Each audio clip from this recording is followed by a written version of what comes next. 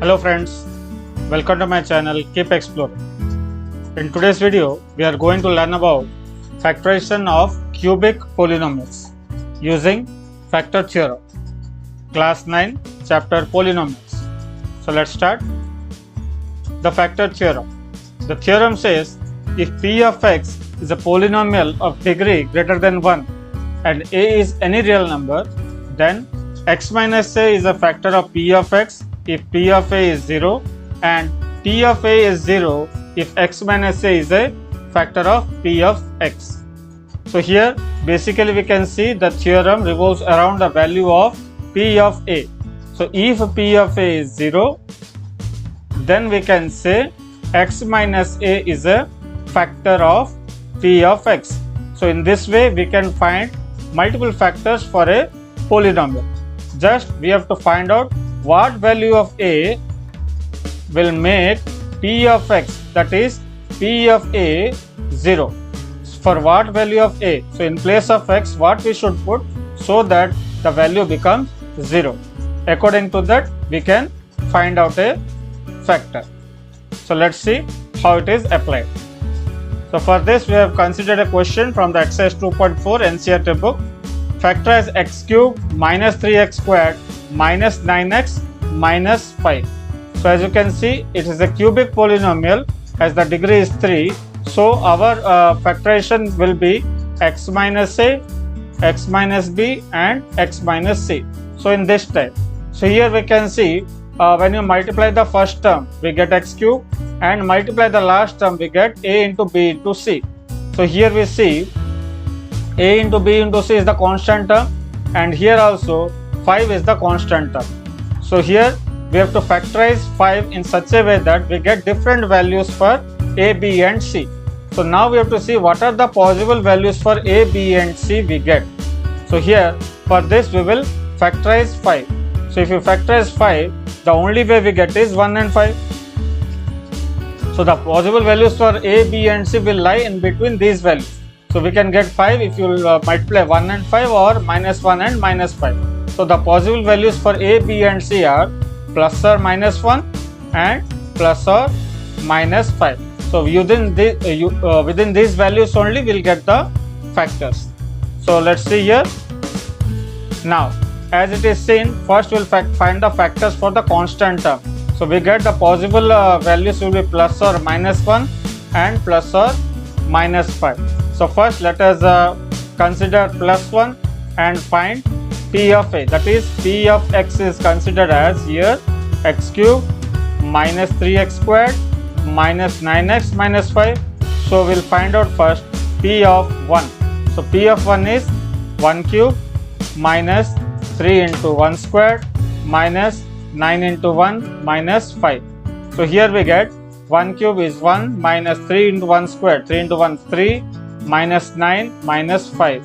Hence we get 1 minus 3 9 12 plus 5 17. We get 1 minus 17 is minus 16. Hence it is not equals to 0. So we'll move on with the next value. Let us consider minus 1 now. So p of minus 1 will find out.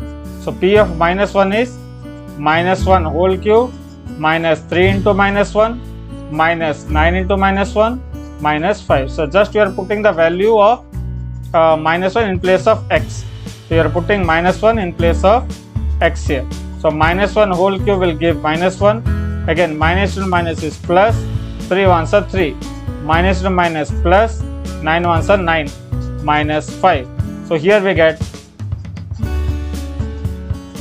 so here got it, we should make it a whole square. So 3 of minus 1 whole square, minus 1 whole square is 1. So 1 into minus 3 will give us minus 3 here. So let's see this one. So this becomes minus 3. So here we get it minus 1 minus 3 minus 4 minus 4 minus 5 is minus 9. So plus 9 and minus 1 minus 9 gives us 0. So here we see that p of minus 1 is 0. Since p of minus 1 is 0, we can say by factor theorem x plus 1 is a factor of P of x. So you can see here, since P of minus 1 is 0, so x plus 1 is a factor. So as we know, if P of A is 0, x minus A will be a factor. So in place of A we have minus 1. So when you put in place of A minus 1, we get x plus 1. So if P of minus 1 is 0, then x plus 1 is a factor of P of x. So one factor we have got, more two factors we have to find out. Now we can continue with this factor theorem method only, just putting different values for x and keep on checking where we get 0. So it is good, okay when we have less number of factors. For example, we have more number of factors, like for example we have the constant term as 120. Now 120, the factors of 120 will be 1, 2, 3, 4, 5, 6 and so on. Up to 120 we have so many factors, so we cannot keep on trying one by one, it takes lot of time. So for this what we do, since x plus 1 is a factor of P of x, so understand this one, if x plus 1 is a factor of P of x, then P of x is a multiple of x plus 1. Okay, so let me repeat, since x plus 1 is a factor of P of x, then P of x is a multiple of x plus 1. So x plus 1 into something we have to get. Now we know that P of x is a cubic one, the degree is 3, and x plus 1 is a linear, so the degree is 1. So we have to see that what will be the degree of this polynomial. So as you can see clearly, to get a cubic I have to multiply a linear with a quadratic. So we'll get here a quadratic polynomial. So how we can get? Just by dividing P of x by x plus 1. So if we divide, we will get a quadratic polynomial. So just to see how it works. So we have got one factor as x plus 1 now. So here what we'll do, we'll divide x cube minus 3x squared minus 9x minus 5 by x plus 1. So here we know how to divide two polynomials. We'll consider with the first terms. So what we have, x multiplied how much will give you x cube. So x into x squared gives x cube. Again, since we are using x plus 1, so 1 also has to be multiplied with x squared. So x squared into x is x cube, x squared into 1 gives you x squared. Now we'll subtract it. So plus becomes minus, the sign changes. So both are cancelled. So minus 3 minus 1 gives you minus 4x squared. Then minus 9x comes down. Again, here we have x and here we have minus 4x squared. So we can see x into minus 4x gives you minus 4x squared. So as you are multiplying minus 4x with the total x plus 1, so you have to multiply plus 1 also. So minus 4x into 1 gives you minus 4x. So we get minus 4x squared minus 4x. So when you subtract again, the sign changes. So minus into minus becomes plus, minus into minus becomes plus here. So minus 4x and plus 4x cancels. So we have now minus 9 and plus 4. So minus 9 and plus 4 gives you minus 5x. So minus 5x minus 5. So again, x into how much will give you minus 5x. So x into minus 5 gives us minus 5x. So again you have to multiply minus 5 and plus 1, we get minus 5. Hence the remainder comes 0 because we'll subtract here. So when we subtract, the remainder comes 0.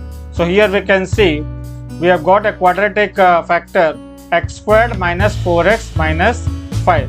So this polynomial has been written as x plus 1 multiplied by x squared minus 4x minus 5. Next, the third step is now to again factorize this one. So again we can use factor theorem, or else we can use splitting the middle term method. So by splitting the middle terms, we can easily factorize. So we have now x squared minus 4x minus 5. So when we have like this, so we can see here now the product is minus 5 and the sum is minus 4. So you have to find such values where we'll get product as minus 5. So negative product, negative sum. So this is only possible when we have one positive and one negative root, zeros. So one positive, and since we have a negative sum, the negative 0 must be a bigger one. So what we can take, so 5 we get only when you multiply 1 and 5. So remember, negative is bigger, so minus 5. So we get it now. Minus 4x can be written as x minus 5x minus 5. You can see here. So 1 and minus 5 are the possible zeros here. So here we can say minus 4x is split into x and minus 5x. So when you take x squared plus x1 group, so we get x into x plus 1 minus 5x and minus 5. We can take minus 5 as common, we get x plus 1. Next, x plus 1 again we can take out common and we get x minus 5 left out. So here we can see we have got 2 more factors for this quadratic. So in total we have got 3 factors.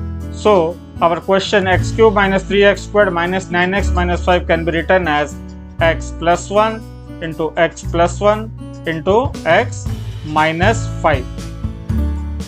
So this is the factorization of x cube minus 3x squared minus 9x minus 5. So in this way a cubic polynomial is factorized. Thank you and keep exploring.